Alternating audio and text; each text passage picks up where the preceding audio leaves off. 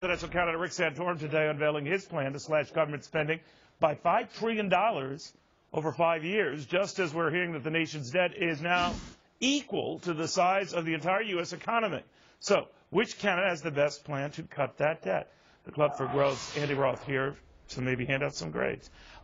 First of all, even cutting $5 trillion over that period leaves you with larger debt over that period than what we've got. It gives you an indication of the Herculean task at hand. But looking at the candidates, how do you grade that? How do you grade their plans? Well, first of all, before I tell you the grades of each of them, I base them on two things: the policy itself and whether the candidates are believable when they deliver when they promote what they're trying to say.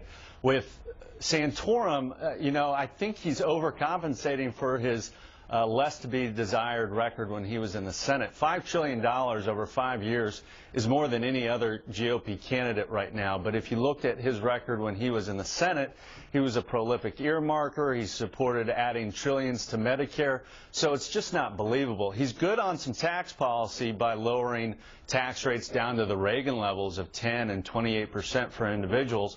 But when it comes to spending, it's tough to believe this. So I give him a C on this. How about Ron Paul? Ron Paul is actually spectacular, and he's got the track record to back it up.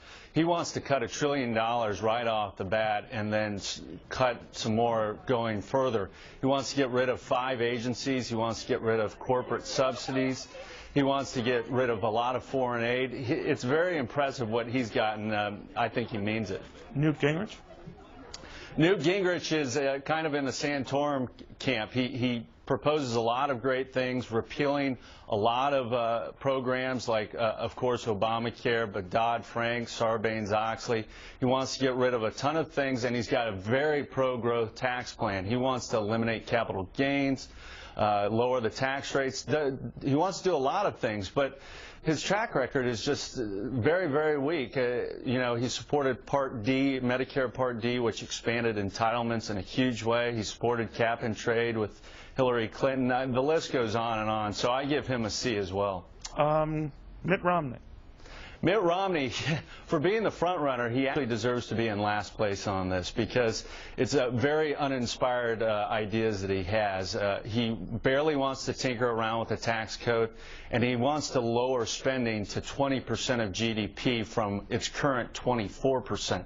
That's pretty good, but tax revenue comes in at 18% historically. So he's basically trying to institutionalize a permanent deficit.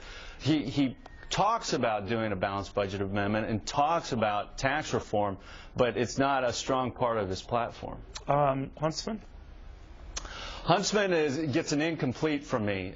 He's very good on taxes. He's got a lot of good ideas about lowering the tax rate, getting rid of capital gains, but he has no spending program at all. So he gets an incomplete. And I think that he doesn't want to talk about spending just because his record in Utah was very poor on spending as well. He was great on taxes, but bad on spending. But he had surpluses, right? Yeah, he did. Well, he did for overall, but I think that he increased spending, but tax revenue went up as well. Finally, Rick Perry. Rick Perry, I think, has one of the best, if not the best, plans. He's got a cut, balance, and grow plan where he wants to institute a balanced budget amendment and cap spending at 18%, and then he wants to cut taxes all over the place. That would just really be a pro-growth boon. It'd be eliminating capital gains, lowering corporate tax rates and personal tax rates down to 20%. Very, very strong plan.